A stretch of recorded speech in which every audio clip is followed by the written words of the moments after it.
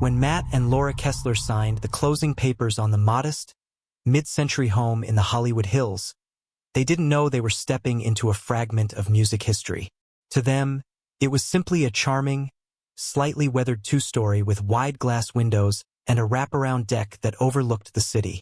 It had been on the market for longer than most houses in that neighborhood, which had puzzled their real estate agent. The previous owner, a quiet retired man, had passed away the year before. The listing mentioned nothing about the house's earlier history, at least not in writing, but during the viewing, their agent casually remarked that Darin had once lived there in the late 1960s. The name rang faintly familiar to Matt, some old singer, maybe? Laura knew more. She'd grown up hearing Beyond the Sea in her parents' car. They moved in during a warm September weekend. The first thing Laura noticed was how the house seemed to hold on to sound differently. Their voices didn't echo exactly, but there was a lingering quality, as though the air carried a faint memory of every word spoken.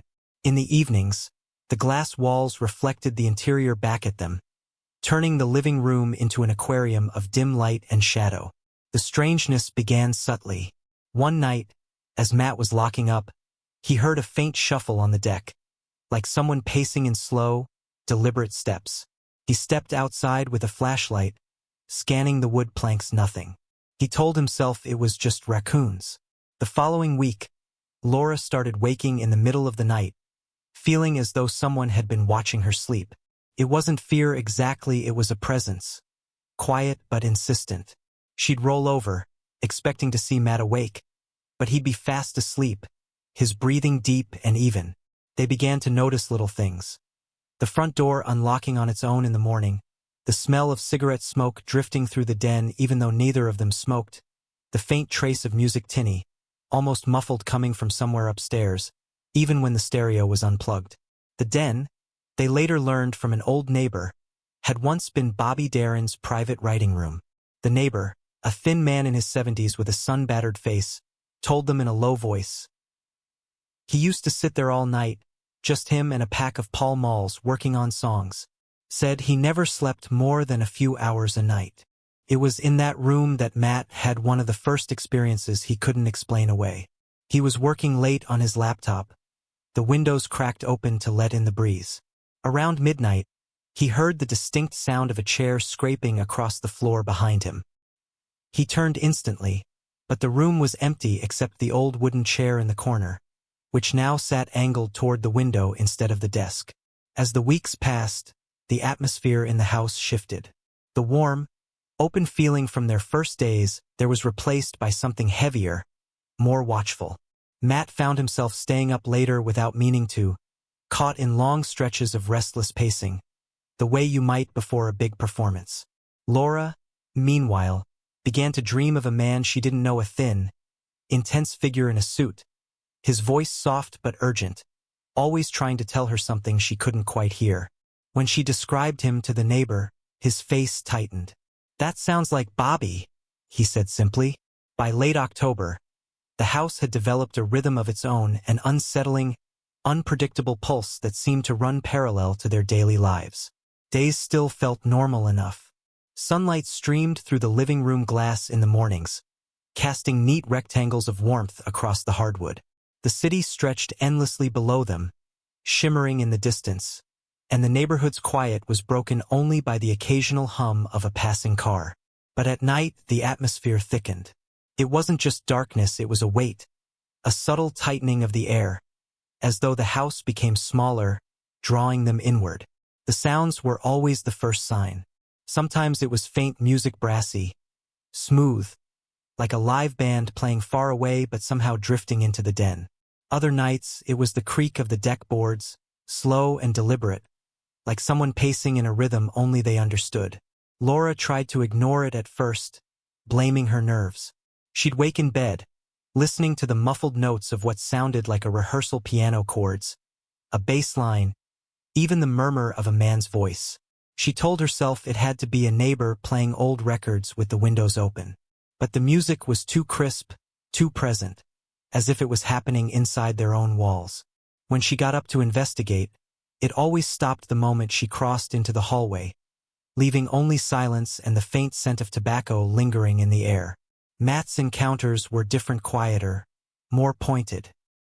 He'd find the den rearranged in small ways, the chair angled toward the window again, the ashtray they'd left empty now holding a thin coating of gray dust, the kind that looked suspiciously like cigarette ash. Once, while working late, he caught his own reflection in the glass doors leading to the deck only to realize that behind him, in the reflection, there seemed to be a second figure in the room. Not detailed, not fully formed, just a shape standing as still as a photograph. When he spun around, the space was empty. They began talking to the old neighbor more often, hoping for answers. His name was Frank, and he'd lived 2 doors down for over 50 years. He remembered Bobby Darin's time there vividly, how the singer had bought the house in the late 60s. At a time when he was chasing new sounds, blending folk and pop. Frank described late-night gatherings, small, smoky affairs with music drifting into the street, the sharp clink of glasses, and Bobby's voice cutting through the low chatter. He was intense, Frank told them one chilly afternoon as they stood at the fence. Didn't waste words. If he liked you, you knew it. If he didn't, well, you knew that too. Always seemed like he had one foot here and the other somewhere else. Like he was racing the clock. That phrase stuck with Laura, racing the clock. She didn't tell Frank that in her dreams. The man in the suit always looked hurried, agitated, as if he had only a few seconds to get his point across. The more she dreamed of him, the more convinced she became that he wasn't just a product of her imagination. There was intention in his eyes, something fixed and searching. One night, when Matt was away on a short work trip, Laura decided to sleep in the den. She told herself she wanted to get used to the house. But deep down, she was testing him. She left the sliding doors slightly open to the cool night air, the chair positioned toward the window, the room dark except for the glow of a single lamp. Around 2 a.m., she woke without knowing why. The lamp was still on, but the air in the room felt different, charged, as if she'd walked into a space where someone had been speaking moments before. The smell of cigarette smoke was strong, fresh, like someone had just taken a drag. From the corner of her eye, she caught the faintest suggestion of movement, a shadow leaning forward in the chair by the window. Her breath caught. She didn't move, didn't blink, straining to see more. But the shadow dissolved into the empty air before her eyes, leaving only the chair and the stillness. The next morning, Matt returned to find her unusually quiet. She didn't tell him exactly what she'd seen, only that she thought the house wanted something from them. He didn't ask what she meant, he just nodded, as if he had been thinking the same thing for weeks. It was then that they both began keeping notes, small, dated entries in a shared notebook about what they heard, saw, and felt. The strange part was how often their experiences lined up without them knowing beforehand. On 3 separate nights, for example, they both described hearing the same thing. Footsteps crossing the deck, pausing just outside the den, followed by a faint metallic clink, like a lighter being flicked open. The pattern was forming. But the more they tried to understand it, the more the house seemed to close in on them. Don't forget to subscribe and like if you liked this story. The notebook grew thicker by the week, each page holding small, careful handwriting, sometimes hurried, sometimes hesitant. Laura favored long, detailed entries, describing the tone of the footsteps, the faint inflection in a humming voice, the temperature of the air in certain corners of the house. Matt's notes were more terse bullet points. Times, short fragments like 2:17 a.m., baseline under my breathing, or chair moved again. By mid-November, their entries began to overlap in uncanny ways. On the night of the 14th, Laura had written, heard music from den, soft, slow tempo, almost like rehearsal, smelled smoke, couldn't find source. Matt's note from the same night, written without knowing hers, simply read, 1:49 a.m., smoke, brass section, felt watched from deck. The synchronicity unsettled them. It wasn't just that they were experiencing the same things, it was that these things seemed to happen at precise, repeatable times, almost as if the house itself was running through a well-rehearsed performance. The music, the footsteps, the lighter flick, it all returned in cycles, like a set list played over and over. The den had become the focal point. They started leaving a small audio recorder in there at night, tucked discreetly between books on a low shelf. The first few nights, it picked up little more than wind and the occasional creak of the deck. But on the fifth night, at exactly 1:51 a.m., the recorder captured something different. A low, rhythmic tapping, followed by a short burst of muffled melody horns, unmistakably from a live performance. When they played it back in the morning, Laura felt her stomach tighten. There was no way that sound could have come from outside. The quality was too intimate, too close. And then came the part that made Matt set the recorder down with trembling hands. After the horns, a man's voice, distant but clear enough to distinguish, humming 2 bars of Beyond the Sea. Neither of them slept much that night. They began to notice how the house's mood shifted depending on their actions. Nights when they tried to ignore the sounds, the atmosphere remained tense but bearable. But when they leaned into it, leaving the den ready, sitting quietly as if expecting a guest, the activity would intensify. Footsteps would circle the deck multiple times. The faint hum of a refrigerator would be overtaken by the low throb of music, just at the edge of hearing.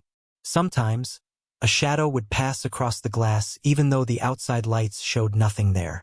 Laura, who had once been skeptical of anything paranormal, began speaking softly into the air when she was alone, asking questions she didn't really expect answers to. What do you want? Are you here for us? Are you looking for something? Once, when she asked aloud, is there something you're trying to finish? A sudden draft pushed through the den, strong enough to send a stack of papers sliding off the desk. She froze, staring at the scattered sheets. None of the windows had been open. Matt's unease took a different shape. He started staying up later, as if he didn't want to give the house too much time without him awake. He'd stand in the den, arms crossed, watching the reflection of the city in the glass until his legs ached. More than once, Laura woke to find him out there at 3 or 4 in the morning, eyes fixed on something beyond the balcony that she couldn't see. Frank, the neighbor, noticed the change in them. On a foggy afternoon, as Laura walked back from the mailbox, he called her over to his gate. "You're seeing him, aren't you?" he asked, his voice low. Laura hesitated. "I don't know if I'd say seeing exactly." Frank nodded, his gaze heavy. "When Bobby was here, he worked like a man who knew he didn't have long. Heart trouble, you know. He'd stay up all night, sometimes alone, sometimes with a couple of musicians. They'd run the same song over and over, changing little things, chasing some perfect version that maybe he never found. I think maybe he's still chasing it." That night, Laura wrote Frank's words in the notebook. She underlined them twice, still chasing it. As November bled into December, the cycles in the house became almost predictable. If they were in the den at the right time, they could count on hearing at least some part of the routine, the pacing, the lighter flick, the fragment of a song. It wasn't constant, but it was consistent enough to feel deliberate. And yet, there was something new beginning to creep into the pattern. On 3 consecutive nights, after the music stopped, there was silence followed by the faint scrape of a chair and then a whisper. Too soft to make out, but undeniably human. They hadn't yet told each other what they thought they heard in those whispers. The whispers became the thing they dreaded most, not because they were loud or threatening, but because they carried a weight that was harder to dismiss than footsteps or music. The first time Matt heard it, he'd been sitting in the den well past 2 in the morning. The sliding doors closed, the deck lights off. The usual cycle had played out. The faint music, the pacing steps, the flick of the lighter. Then came the silence, so heavy he could hear his own pulse. And in that silence, from somewhere just behind him, a voice low, strained, almost swallowed by the air, said something that might have been, "Play it again." He didn't move for nearly a full minute, gripping the arms of his chair, every hair on his neck standing upright. When he finally turned around, the room was exactly as it had been. Empty, dimly lit, the city glittering in the glass. Laura's first time was 2 nights later. She had been lying awake in bed, Matt asleep beside her, when the sound came not from the den, but from the hallway outside their bedroom. It was softer than breath, like someone leaning close to speak right into her ear. She couldn't make out the words, but the tone was urgent, almost pleading. The moment she sat up, it stopped, leaving the hallway in a strange, watchful silence. They began writing down the whispers phonetically in the notebook, comparing them in the morning. The entries never matched exactly, but the theme was consistent. Requests, fragments of sentences, something unfinished. December settled over the Hollywood Hills with cool nights and a low, heavy marine layer that often left the deck slick with dew by morning. The fog seemed to seep into the house itself, softening the corners of rooms, making the glass walls reflect more shadow than light. The den, once a space they used freely, now felt like a stage after the audience had gone home empty, but still holding the presence of the last performance. They started leaving the audio recorder on every night, sometimes in the den, sometimes on the deck.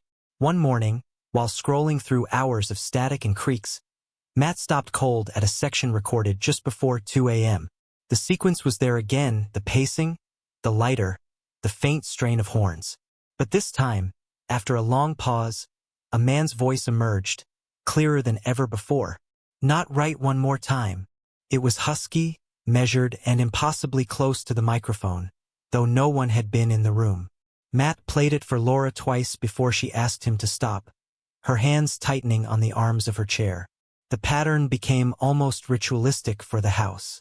Around 1:45 a.m., the pacing began. At 1:50, the lighter. At 1:53, the music just a few bars, always the same, a slow, looping piece that sounded like the skeleton of a song, incomplete and raw. Then the silence, and finally the whisper. Frank, when they told him, only shook his head. He was working on something back then, he said. A song nobody ever heard. I think he meant to debut it, but it never got that far. Maybe he trailed off, looking at the ground, his jaw tightening.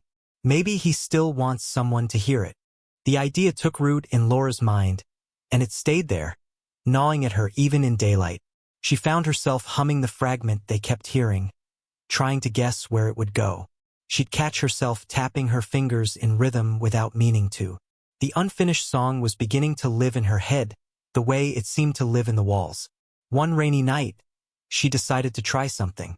While Matt was upstairs, she sat in the den at 1:45 a.m., a small digital keyboard on her lap. As the pacing began outside on the deck, she played the melody fragment exactly as they had heard it on the recordings, slow and deliberate. The deck fell silent mid-step. The lighter flick never came. Instead, there was the faintest sound of someone shifting in the chair by the window, the one they never sat in anymore. The air grew thick, and the smell of cigarette smoke rolled in so strong it made her eyes water. Then, just beyond the glass, the outline of a man faint, blurred by the rain, stood perfectly still, watching her. She didn't look away, her fingers frozen over the keys. And then, just as she opened her mouth to speak, the figure dissolved into the reflection of the room, leaving only her own pale face staring back. When Matt came down a minute later, she was still sitting there, the unfinished melody looping in her mind like a record caught in a groove. From that night forward, the house no longer followed its quiet, looping routine. The footsteps, the lighter flick, the music, they still came, but now they reacted. When Laura played the keyboard, the pacing outside the den would pause, as if listening. When she stopped, the sound would resume, sharper, quicker, almost impatient. Matt began to feel it too.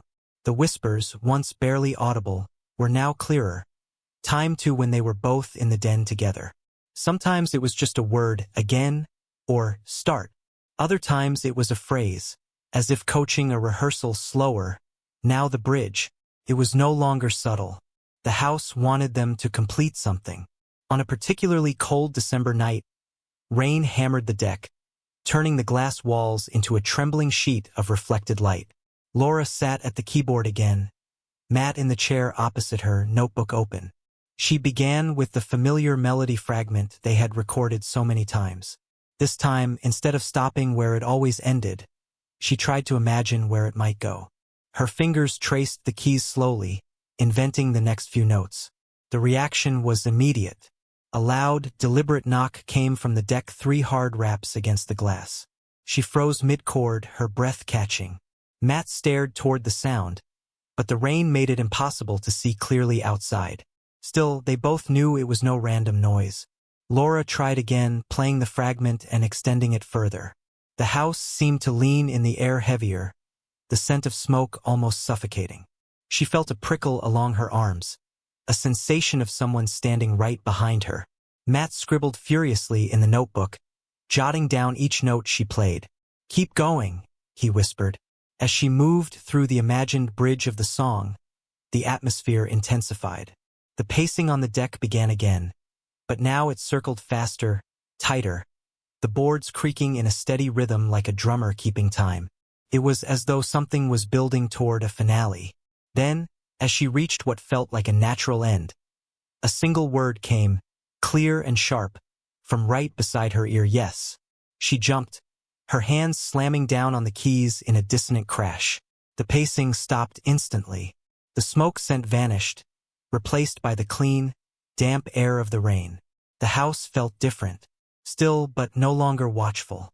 For the first time in months, that night passed without footsteps, without whispers, without music. Over the next week, the activity dwindled. The audio recorder picked up nothing but the ordinary creaks of a settling house. The den felt lighter, emptier, no longer charged with that constant expectation. Even Frank noticed. "Place seems calmer," he remarked one morning when Matt crossed the street to check the mailbox. "Guess you made peace with it." They didn't tell him about the song or how they'd finished it. The notebook stayed tucked away in a drawer, its pages filled with notes, fragments, and finally, the complete melody they believed Bobby Darin had been chasing when he lived there. On Christmas Eve, Laura sat alone at the keyboard and played it one last time. The notes flowed easily now, as if they had always been there. When she finished, the house remained silent, but in that silence, there was a strange sense of completion.